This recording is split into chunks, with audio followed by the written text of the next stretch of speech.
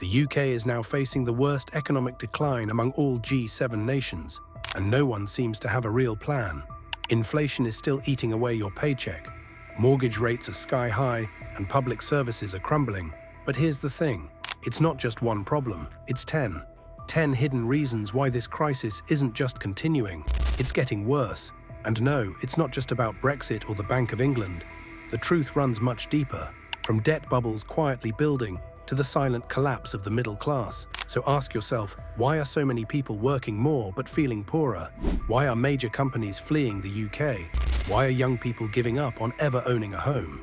In this video, we're breaking down the 10 real forces dragging the UK's economy into deeper trouble.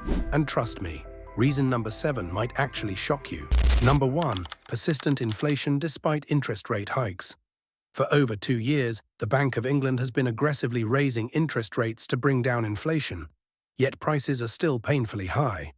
Food inflation, for example, reached over 19% in 2023, the highest in more than 4 decades.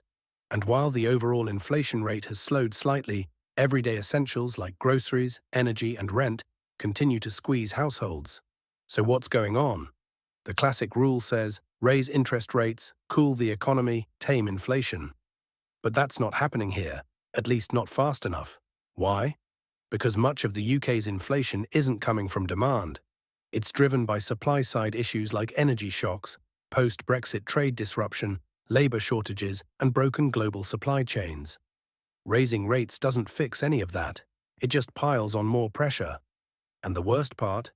These hikes are making life even harder. Mortgage payments have skyrocketed. Rent is rising. Small businesses are holding back on investment. And for the average family, every rate hike feels like a punch to the wallet, without any real relief on prices. According to the Resolution Foundation, more than 1.6 million households are now paying significantly more each month on their mortgages compared to just 2 years ago. That's money being pulled out of spending, out of saving, and directly into the hands of lenders. Worse still, high rates risk tipping the UK into a longer recession. Consumer confidence is collapsing, retail sales are weakening. People are cutting back, not because they want to, but because they have to. So instead of solving the problem, rate hikes might be creating new ones. Slower growth, higher debt, and a deepening cost of living crisis. And inflation, it's proving to be far stickier than expected. This is why the UK feels stuck in a cycle where the medicine is making the patient sicker. If traditional tools aren't working, then the big question is, what will? Number 2, stagnant wages and the shrinking middle class. Let's talk about something that hits everyone, no matter where you live or what you do, your paycheck. Despite rising costs everywhere, UK wages have barely moved in real terms for over a decade. Adjusted for inflation, the average UK worker is earning less today than they did in 2008. Think about that. 15 years of hard work, promotions, side hustles, and still falling behind. This isn't just about numbers, it's about what people feel every day. Working harder, longer hours, juggling multiple jobs, and yet struggling to afford rent, food, and basic security. The middle class, once considered the backbone of the British economy, is quietly disappearing. A recent report from the Institute for Fiscal Studies found that over 60% of UK households have seen no meaningful increase in disposable income since 2005. That's 2 full decades with no real financial progress for most people.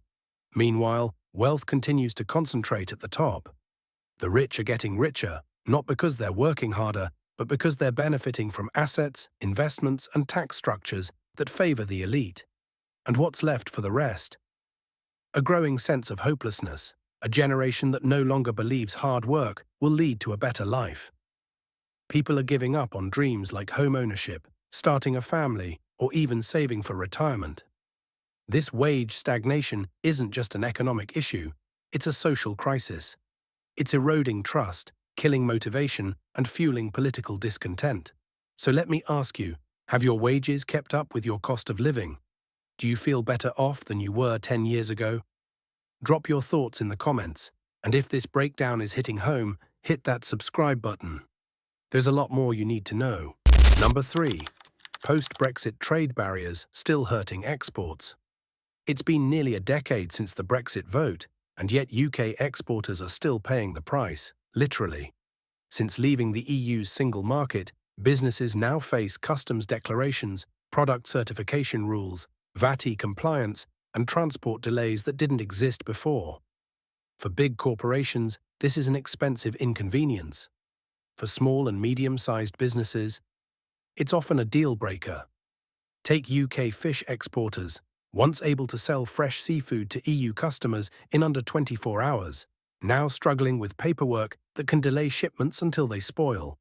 Or UK fashion brands, who once thrived in European cities, now buried in red tape that eats margins and kills sales.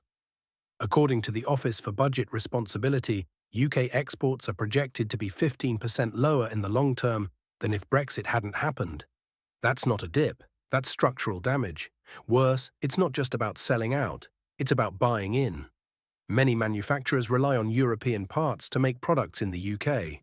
Every delay, every fee adds to costs, which get passed right back to the consumer. That's you. Some industries are even scaling back entirely. One recent survey showed that 1 in 4 small UK exporters had stopped trading with the EU altogether due to the complications. That's market access lost permanently. The knock-on effects are wider than most realize. Port traffic has slowed, logistics firms are reporting longer delivery times, and farmers are watching perishables go to waste due to border hold-ups. Even tourism has taken a hit, with fewer EU visitors due to new travel friction. This isn't some temporary adjustment, it's a long-term shift. And while Brexit may be politically done, economically, it's still very much unfinished business. The question now isn't whether Brexit hurt the economy, it's how long will the bleeding continue? Number 4. Private debt crisis. Credit card usage at record highs. Imagine this. You walk into a supermarket for a basic grocery run. Nothing fancy. A loaf of bread, some fruit, maybe a few essentials. It should cost £15, but somehow the total flashes £34. And you sigh, not because of what you bought, but because it's going on the credit card. Again, that moment, it's now the norm for millions in the UK. Credit card borrowing in Britain has surged to record-breaking levels. According to Bank of England data, unsecured debt, including credit cards and personal loans, rose by over £1.2 billion in a single month in 2024. That's the biggest jump in years. This isn't about reckless spending, it's survival. With wages stagnating and costs climbing, more people are turning to plastic just to get by. Groceries, energy bills, school uniforms, essentials, not luxuries. The problem is, debt piles up fast. Interest rates on credit cards are brutal, often topping 20%. That £200 monthly balance becomes £2,000 in no time. And once you're in the cycle, it's almost impossible to break out. Worse still, this debt crisis is mostly invisible. It doesn't make headlines like inflation or GDP. But in kitchens and bedrooms across the UK, it's causing sleepless nights, arguments, and anxiety. Some families are paying off credit cards with other credit cards. That's not financial planning. That's desperation. Debt charities are seeing a sharp rise in emergency calls, especially from single parents and low-income workers. Many are choosing between heat or food, or skipping meals altogether just to keep the lights on. Meanwhile, banks keep profiting from interest. No urgency, no reform. And here's the kicker. Private debt isn't just a personal problem, it drags down the entire economy. This silent crisis is growing, and it's a time bomb no one's diffusing. Number 5. Broken housing market. High prices, no buyers. The UK housing market is officially broken. House prices are sky high. Mortgage rates are punishing. And demand, it's evaporating. For decades, the property ladder was seen as the cornerstone of British life. Get a job, save for a deposit, buy your first flat, move up. That dream has collapsed. As of 2025, the average house in the UK costs over 8.5 times the average salary. One of the worst affordability ratios in the developed world. In cities like London, it's completely absurd. A modest one-bedroom flat can cost £500,000. And just when you think it can't get worse, interest rates stepped in. A typical 2-year fixed mortgage now hovers near 6%, making monthly payments unaffordable even for double-income households. So you'd think prices would fall, right? But they're not, at least not fast. Why? Because sellers aren't selling, homeowners don't want to give up their low-interest mortgages, and builders aren't building enough because demand has dried up and construction costs are soaring. The result? A frozen market. Buyers can't afford, sellers won't budge. First-time buyers are stuck renting at record-high prices. And renting isn't exactly a safe haven either. Rent inflation is through the roof, driven by supply shortages and landlord panic over rising costs. Meanwhile, homelessness is on the rise. Young families are moving back in with parents, and an entire generation is being locked out of property ownership. Not because they're lazy, but because the system is fundamentally rigged. Even middle-class earners, nurses, teachers, engineers, are being priced out of the market altogether. The housing market used to be a sign of economic strength. Today, it's a symbol of dysfunction, and a daily reminder that the system no longer works for the people who power it. Number 6. Public services in decline. If you want to know how an economy is really doing, don't look at the stock market. Look at the state of its public services. And in the UK, the picture is bleak. Start with the NHS, once the pride of the nation. Now, waiting times are the worst on record. Over 7.5 million people are stuck in treatment backlogs. Emergency departments are overwhelmed. Ambulances take hours. GPs are overbooked. Nurses are leaving in record numbers. Then there's public transport. Train cancellations are now routine. Strikes are frequent. Fares are rising faster than wages. Buses have vanished in rural areas, cutting entire communities off. Infrastructure projects are delayed or abandoned. Education, schools are underfunded and overcrowded. Teachers are leaving. Buildings are crumbling, literally. In 2023, some schools had to shut down because the concrete used decades ago was deemed unsafe. And the courts? Justice delayed is justice denied. Backlogs in family and criminal courts are stretching into years. This isn't just mismanagement, it's systemic. Years of underinvestment, austerity and short-term policy fixes have hollowed out the core of what keeps a society functioning. And here's the kicker: the worse public services get, the more people turn to private alternatives. Private healthcare, private schools, private security. But that's only an option for those who can afford it. Everyone else? Left behind. It creates a two-tier system, not just in healthcare or education, but in quality of life. When public services fail, everything fails. It means more stress, more inequality, and less mobility. A strong economy should lift everyone. But in today's UK, even the basics, seeing a doctor, catching a train, sending your child to a safe school, have become uncertain. And that says more about the crisis than any chart ever could. Number 7. Political instability and policy paralysis. The UK hasn't had stability, real, consistent political stability, in years. 5 prime ministers in just over 7 years, each one bringing in a new cabinet, new priorities, new slogans, and each one tearing up the last one's plans before they've even had a chance to work. This isn't democracy at its best, it's chaos. Markets hate uncertainty, investors hate U-turns. Businesses can't plan for next year when the rules might change next week.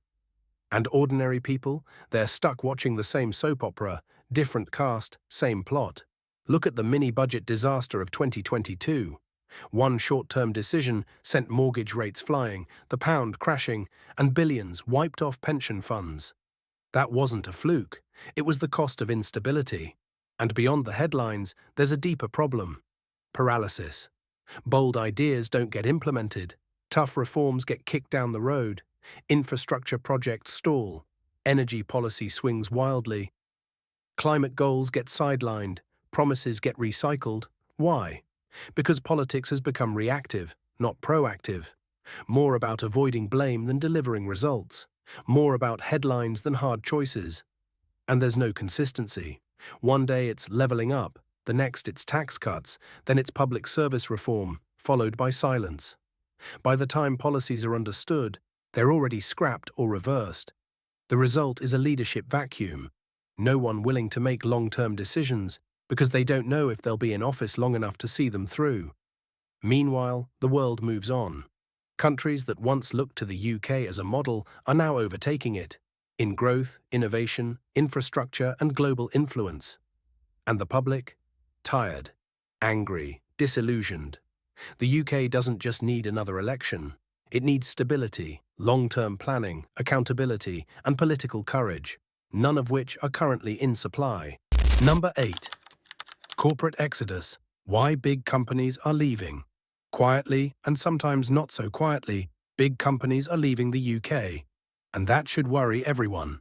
Major financial firms have shifted operations to Frankfurt, Paris, and Dublin. Car manufacturers are relocating production lines to Eastern Europe. Tech giants are investing more in the Netherlands than in London. Even iconic British brands are setting up European HQs outside of Britain. Why? It's not personal, it's economic logic. The UK used to offer global businesses a unique edge, access to the EU market, political stability, a skilled workforce, and a respected legal system. But over the last decade, much of that advantage has eroded. First came Brexit, cutting off seamless trade with Europe. Then came constant political instability. Add to that rising operational costs, supply chain delays, talent shortages, and confusing regulatory changes. The result? Multinationals are hedging their bets elsewhere, in more predictable, profitable markets with clearer long-term outlooks. In 2023 alone, foreign direct investment into the UK dropped by over 25%, while investment into other G7 countries rose. That's not a coincidence, that's a trend gaining speed. And this isn't just about big corporations. When they leave, they take thousands of jobs with them. They reduce tax revenue. They pull down surrounding businesses that rely on their presence. Suppliers, caterers, logistics firms, even local cafes and cleaners. It's a ripple effect. One decision in a corporate boardroom affects livelihoods across entire regions, from cities to small towns. Meanwhile, the UK government talks about being open for business. But the numbers say otherwise. If the UK can't retain global companies or attract new ones, long-term growth becomes impossible. A shrinking corporate base means fewer jobs, lower innovation, weaker competitiveness, and a slow bleed that no economy can survive forever. Number 9. Youth economic disengagement, underemployment and brain drain. Something's quietly breaking in the UK economy. And it's not just banks or markets. It's the spirit of an entire generation. Young people today are more educated than any before them, but also more underemployed, more anxious, and more likely to leave the country altogether. In 2024, over 40% of recent UK graduates were working in jobs that didn't require a degree. Baristas with master's degrees, delivery drivers with honours in economics, entire skill sets going unused in roles that barely cover the bills. And it's not about entitlement, it's about opportunity, or the lack of it. Wages are low, rent is high, job security is rare. Career progression feels like a myth, and the dream of owning a home. For most under 35s, it's not just delayed, it's dead. So what happens next? They leave. A growing number of young professionals are moving abroad, to Australia, Canada, Germany, the Netherlands. Not for adventure, but for survival and a future. This isn't just a brain drain, it's a motivation drain, a hope drain. When a country invests in its youth, through education, training, and student debt, and then fails to provide pathways to thrive, the result is disengagement. Silent quitting, mental burnout, dropping out not just from the job market, but from ambition. And the consequences are enormous.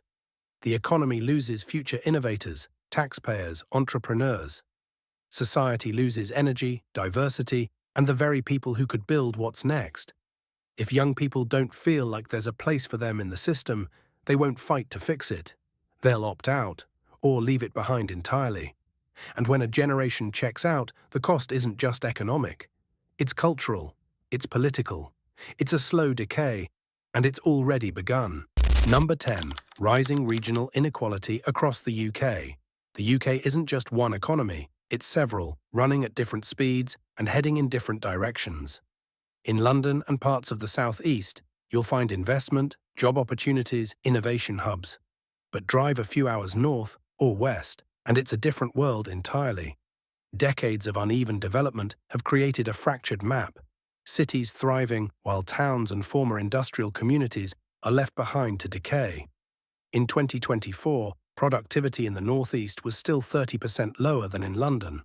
Wages are lower, public transport is worse, infrastructure projects are slower or non-existent. Access to healthcare and education varies not just by postcode, but by life chances. The levelling up promise. Most regions are still waiting, and they're tired of waiting. When regional inequality grows, it doesn't just hurt the North, it hurts the whole country. National productivity suffers, talent gets trapped, businesses avoid regions that lack even the basics: reliable broadband, stable roads, decent housing. And resentment builds. People feel abandoned, not just economically, but emotionally and politically. The result? A growing divide in identity, values, opportunity, and trust in leadership. This isn't just about wealth gaps, it's about dignity, opportunity, fairness, and the future of social cohesion.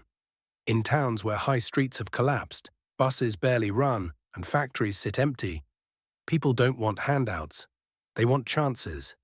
They want jobs that pay a living wage, schools that actually function, healthcare that doesn't take months. A truly strong economy doesn't just concentrate wealth in one postcode, it spreads opportunity across the map. Right now, that's not happening. Until it does, the UK won't just be struggling, it will remain divided.